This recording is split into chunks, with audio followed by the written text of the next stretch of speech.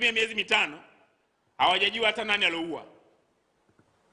Wanasema tupate tume nyingine ije ichunguze nani ndo aliyeua, lakini inajua kwamba wale waliouawa walikuwa wamebeba silaha, wale waliouawa walikuwa wanafanya fujo, wale waliouawa. Ni mambo ya kushangaza sana. Imetumia muda mrefu kuchunguza makosa ya waliouawa na kupigwa na kujeruhiwa kuliko kutumia muda kuchunguza nani alikuwa anaua.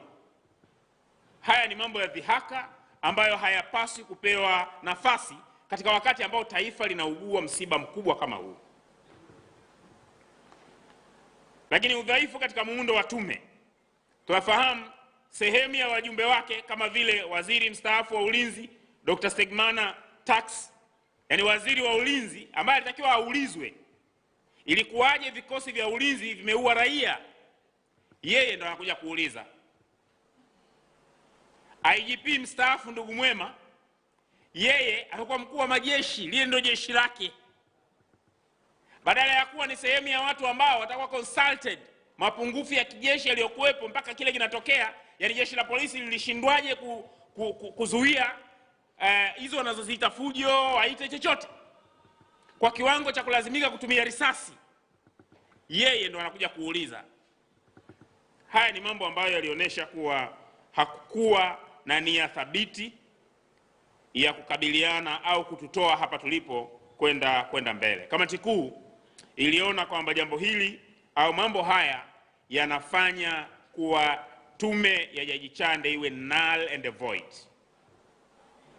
Inapoteza uhalali wa kuwa rejea inayoweza kutumika kulitoa taifa hapa tulipo kwenda mbele. ACT Wazalendo tunataka hatua zifuatazo za dharura na muda wakati katika kuhakikisha kuwa yaliyojitokeza Oktoba 2025 hayajitokezi tena. Ili hatua hizi ziweze kufanya kazi, kunahitajika nia ya dhati katika utekelezaji wake badala ya hadaa za kisiasa na kujenga taswira ya serikali ndani ya nchi na kwa jumuiya ya kimataifa. Na hapa ningependa tujaribu kuangalia mazingira siku tume ya Jaji Chande wanawasilisha hii ripoti. Sijui ni nchi gani iliwahi au ni wapi unapewa taarifa ya msiba unapigia makofi. Wanashuhudia siku ile rais anapewa taarifa ya mauaji makubwa kama haya, wale waliokuwepo pale wanapiga makofi juu ya hiyo taarifa. Inakupa picha kwamba hakukuwa na seriousness ya kudili na tatizo kubwa ambalo limetokea kwenye nchi yetu, tatizo ambalo ili lisitokee tena lazima tulitafsiri kwa ukubwa wake. Hatua za dharura ambazo tunadhani zinapaswa kufanyika kwa ulazima ni moja, kuanzishwa kwa uchunguzi huru wa kimataifa chini ya Jumuiya ya Umoja wa Mataifa, Umoja wa Afrika au SADC, wenye ulinzi kamili wa mashahidi. Masuala muhimu, na hapa tunataka tuzingatie masuala muhimu kwa sababu kumekuwa na dhana kwamba kana kwamba kuundwa kwa jumuiya ya kimataifa ni kuligeuza taifa letu kufanya ile sovereignty yake iwe imekuwa submitted kwa hizo jumuiya. Lakini haya ni mambo ambayo sio ya kweli. Kwanza, jumuiya zote za kimataifa tunazozisema ni jumuiya ambazo Tanzania ni mwanachama. Na moja kati ya wajibu wa hizo jumuiya ni kulinda haki za binadamu kwenye mataifa yote. Lakini sisi tunafahamu Tanzania yenyewe imewahi kutoa viongozi wake kushiriki misheni za jumuiya za kimataifa kutatua matatizo kama haya kwenye nchi nyingine. Aliyekuwa rais wa awamu ya 3 ndugu Benjamin Mkapa alikwenda kushirikiana na Kofi Annan kutatua mgogoro kama huu Kenya baada ya mauaji ya mwaka 2007. Wakafanya kazi kubwa na baadaye wakaitoa Kenya kwenye lile lindi la kutumia chaguzi kuwa ni sehemu ambapo raia wanauawa, kuwa Kenya ya leo ambayo inayo katiba mpya na inaheshimu haki za raia. Na sisi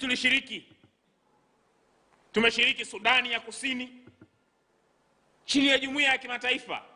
Kwa leo Tanzania tukisema kwamba jumuiya za kimataifa zije zishiriki kutatua mgogoro huu, inashangaza sana kusikia huyu Jaji Chande mwenyewe Jaji Chande mwenyewe wakati anafanya kazi hii, Jaji Chande yeye ni mjumbe wa tume mbalimbali za kimataifa zinazoendelea na uchunguzi kwenye maeneo tofauti tofauti.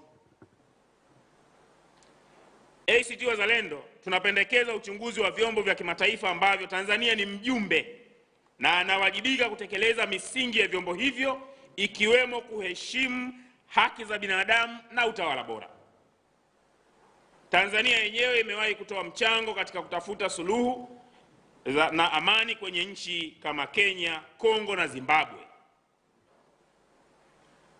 Lakini jambo la pili B, kuachiwa huru kwa watu wote wanaoshikiliwa na jeshi la polisi au wenye kesi kwa sababu za kisiasa, ikiwemo mwenyekiti wa Chama cha Demokrasia na Maendeleo ndugu Tundu Antipas Lissu.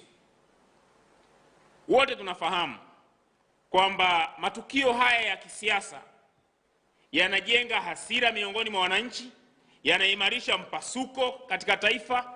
Unawezaje leo baada ya kuwa tumepita hatua hizo zote ukapata ujasiri wa kuendelea kuwashikilia viongozi wa kisiasa na kuwaweka ndani kwa tuhuma ambazo hazina kichwa wala miguu? Uko nasema Tundu Lissu ndo alikuwa mhaini, alafu tarehe 29 yeye akiwa ndani serikali imeenda kuua raia. Kwa nini? Kwa sababu raia walikuwa wanaandamana. Kwa haya ni mambo ambayo tunadhani kama unataka kulitoa taifa hapa lilipo lazima yafanyiwe kazi. Lakini pia kuanzishwa kwa mpango wa kitaifa wa kusaidia waathirika wote kifedha, kitabibu, kisaikolojia na kisheria. Tunafahamu waathirika ni wengi na lazima tuwe na hatua ambazo zitachukuliwa ili kuwasaidia waathirika wote ambao wameachwa na ulemavu wa kudumu, wako wanatibiwa mpaka sasa, wameachwa vizuka, wamefiwa, na watoto ambao wazazi wao wamefariki, wameuawa, na familia ambazo wapendwa wao wameondoka kutokana na matukio ya Oktoba 29. Lakini kuchukuliwa hatua za kuwawajibisha wale wote ambao wamechangia yaliyotokea Oktoba 2025 kutokea. Tunatoa wito wa kujiuzuru na kuwajibishwa wafuatao. Na hapa tunataka tukazie. Mnakumbuka Rais wa Jamhuri ya Muungano wa Tanzania kama amiri jeshi aliongea na majeshi ya nchi hii, akawaambia kwamba huu ni mwaka wa uchaguzi, jiandaeni, tunakwenda kwenye uchaguzi. Sasa hii ilikuwa ina signal mawili. Kwanza, majeshi yalikuwa yameandaliwa kwa ajili ya kwenda kukabiliana na chochote kinachotokea kwenye uchaguzi. Lakini la pili, wakati majeshi yakitekeleza haya, siku ile IGP yuko pale, mkuu wa majeshi CDF yuko pale, mkurugenzi wa usalama wa taifa yuko pale, ambao walikuwa chini ya amri ya maelekezo ya rais kwamba jiandaeni, huu ni mwaka wa uchaguzi, kaeni kwa tahadhari. Wakiwa katika mkao huo wa tahadhari, ndio Jaji Chande anaeleza kwamba kulikuwa na mafunzo ya kijeshi yanatolewa maporini na mengine mita 10 kutoka vituo vya polisi yakiandaa matukio ya tarehe 29. Sasa hawa wanabakije? Yaani hawa watu ambao waliambiwa wachukue tahadhari wakiwa kwenye kipindi cha utekelezaji wa tahadhari waliopewa na amiri jeshi mkuu, ndio tume ya Jaji Chande inasema katika wakati huo maporini kwenye nchi hii kulikuwa na watu wanafundishwa kujiandaa kufanya fujo tarehe 29 Oktoba. Inaelezwa kwamba mita 10 kutoka vituo vya polisi kulikuwa na majumba, watu wanajiandaa kufanya fujo. Kama maelezo haya yanaaminiwa na wale waliomsikiliza Jaji Chande akiwemo rais mwenyewe, basi tunataka tutoe wito mkurugenzi wa idara ya usalama wa taifa afukuzwe na ajiuzuru mara moja. Ameshindwa kulinda nchi hii.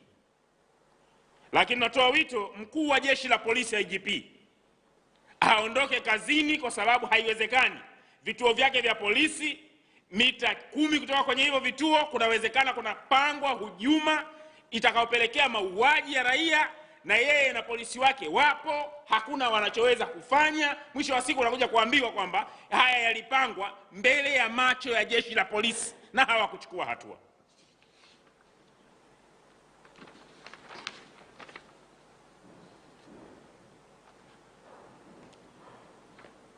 Kwa tunataka mkuu wa usalama wa taifa,